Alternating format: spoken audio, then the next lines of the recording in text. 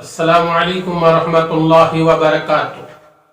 محترم سامعین و ناظرین، آئیے آج کے نشست میں یہ بات معلوم کرنے کی کوشش کریں گے صدقہ فطر کتنا اور کب ادا کرنا چاہیے۔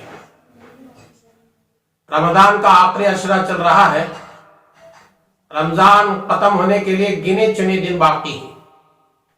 کامیاب ہو گئے وہ لوگ جو رمضان کی قدر کرتے ہوئے صحیح عبادت کے اندر گزار دیے، ناکام ہو گئے وہ لوگ جو رمضان کو غفلت میں گزار دیے۔ میرے دوستو، سوال یہ ہے صدقہ فطر کتنا ادا کرنا چاہیے۔ سنیں غور سے، حدیث پاک میں پیارے آقا حضور اکرم صلی اللہ علیہ وسلم نے ارشاد فرمایا کہ صدقہ فطر، یعنی جسے ہم فطرہ کہتے ہیں، آپ فطرہ کہو یا صدقہ فطر کہو، دونوں کی اجازت ہے، کوئی گناہ نہیں، کوئی حرج نہیں۔ آقا صلی اللہ علیہ وسلم نے ارشاد فرمایا کہ صدقہ فطر ادا کرو 4 چیزوں سے، ایک گیہوں سے، دوسرا جو سے جسے ہم بارلی کہتے ہیں انگریزی میں، اور تیسرا کھجور سے، چوتھا کشمش سے، سوکھے انگور جسے منقع ہم کہتے ہیں۔ 4 چیزوں سے صدقہ فطر ادا کرنے کی شریعت میں اجازت ہے۔ اب 4 چیزوں کا کیوں ذکر آیا؟ لوگ الگ الگ ہیں، کوئی روپے پیسوں میں کروڑوں کا مالک ہے، کوئی لاکھوں کا مالک ہے، کوئی ہزاروں کا مالک ہے، اور کوئی بالکل نیچے درجے کا آدمی ہے۔ تو 4 لوگوں کے حیثیت اور معیار کو دیکھ کر آپ صلی اللہ علیہ وسلم نے 4 چیزوں سے صدقہ فطر دینے کی اجازت دی ہے۔ اگر آج کوئی کروڑوں پتی ہے تو صدقہ فطر ادا کرنا ہے تو بہتر یہ ہے کہ کشمش کے حساب سے صدقہ فطر دے، منقع، سوکھا انگور۔ اگر کوئی کشمش سے صدقہ فطر ادا کر رہا ہے تو 3.5 کلو کشمش یا اس کی رقم غریبوں کو دینا چاہیے۔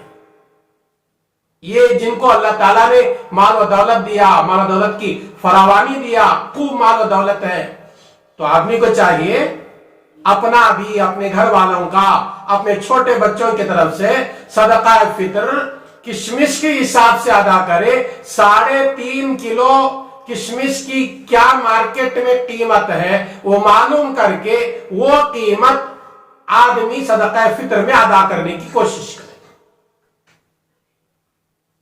اور اس کے بعد کوئی آدمی اس سے بھی کچھ کم درجے کا آدمی ہے روپے پیسوں کے حساب سے، تو وہ 3.5 کلو کھجور صدقہ فطر میں ادا کرے، یا 3.5 کلو کھجور کی رقم صدقہ فطر میں ادا کرے۔ یا کوئی اور آدمی کشمش ادا نہیں کر سکتا یا کھجور 3.5 کلو صدقہ فطر میں ادا نہیں کر سکتا، تو اس کے لیے کیا کہا؟ جو، یعنی بارلی، جسے انگریزی میں بارلی کہتے ہیں، اردو میں جو۔ فرمایا کہ جو بھی 3.5 کلو جو ادا کرنا چاہے صدقہ فطر میں، یا اس کی قیمت۔ اور جو معمولی آخری درجہ ہے معمولی لوگوں کے لیے، ان کے لیے ہے کہ 2.25 کلو گیہوں، یا بعض علماء فرماتے ہیں 2 کلو، 2 کلو دو تو بھی اجازت ہے، اور بعض علماء نے 2.25 کلو بھی لکھا ہے، تو زیادہ دینے کی کوشش کرے، کم نہ کرے۔ 2.25 کلو یا 2 کلو گیہوں دو، یا گیہوں کی قیمت دو۔ گیہوں بھی اپنے اپنے علاقے میں اس کی قیمت معلوم کریں گے، بالکل گھٹیا گیہوں نہیں، اچھی گیہوں، کہ ہمیں صدقہ فطر دینے سے غریب کو فائدہ ہونا چاہیے۔ اس طرح صدقہ فطر نکالنے کی کوشش کرو۔ آج کیا ہو رہا ہے امت میں؟ کروڑوں کا مالک، لاکھوں پتی، وہ بھی منقع جسے کشمش کہتے ہیں، जौ और खजूर से सदका फित्र अदा करना था, वो अदा नहीं कर रहा। एक रिवाज बन गया कि 1.25 किलो या 2 किलो गेहूं की कीमत या उसकी रकम अदा करते रहता है। नहीं, अल्लाह ताला ने आपको माल और दौलत से अदा नवाजा है, तो आप अच्छे मेयार का सदका फित्र अदा करें।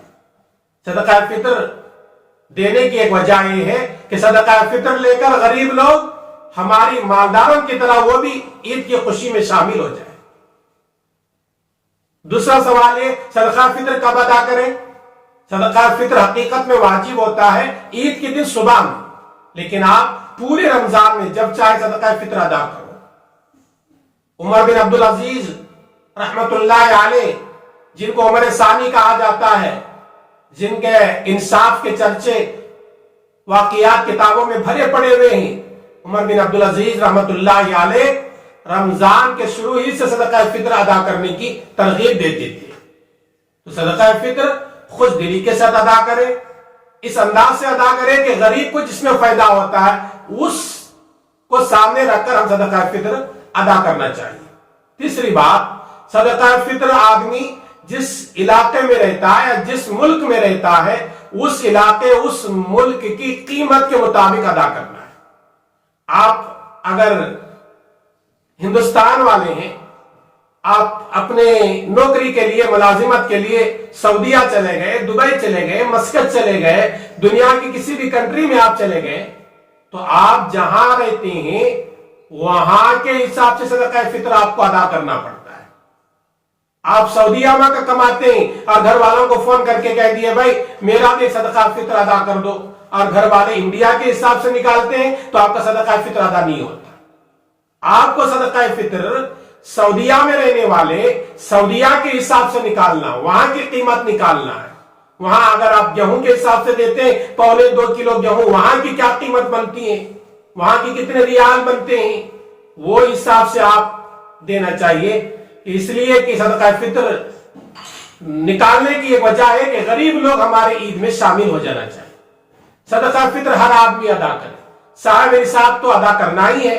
जो साहिब निसाब नहीं, वो भी दिल के खुशी से अदा करने की कोशिश करे। क्यों? हदीस में है, हुजूर अकरम सल्लल्लाहु अलैहि वसल्लम ने इरशाद फरमाया, जब मालदार सदका फित्र अदा करता है अल्लाह ताला उसे पाक कर देता है गुनाहों से, और जब गरीब उसके पास माल नहीं फिर भी कोशिश करके सदका फित्र अदा कर रहा है, अल्लाह ताला उसके सदका फित्र के बरकत से अल्लाह ताला उसे गनी बना देता है, उसको मालदार बना देता है। और एक हदीस में हुजूर अकरम सल्लल्लाहु अलैहि वसल्लम ने इरशाद फरमाया, सदका फित्र अदा करो इसलिए कि तुम्हारे रोजों में जो कमी बेशी हो जाती है, गीबत है, झूठ है, चुगलखोरी है, गाली गलौज है, ये तुम्हारे रोजों की हालत में जो कमी हो जाती है, उस कमी को दूर करने के लिए अल्लाह ताला ने सदका फित्र को रखा है। और एक दूसरे हदीस में है, हुजूर अकरम सल्लल्लाहु अलैहि वसल्लम ने इरशाद फरमाया कि तुम्हारे रोजे जमीन और आसमान के दरमियान में मुअल्लक रह जाते हैं जब तक कि सदका फित्र तुम अदा नहीं करते। तो सदका फित्र को खुश दिली के साथ अदा कीजिए, ये गरीबों का हक है। सदका फित्र उन लोगों को दीजिए जिनको ज़कात देना शरीयत में इजाजत दी है। जिनको ज़कात देना जायज नहीं, उनको सदका फित्र देना भी जायज नहीं। मिसाल के तौर पर ज़कात का माल सैयद हजरात को देना जायज नहीं, इसी तरह फित्रे का माल भी सैयद हजरात को देना जायज नहीं।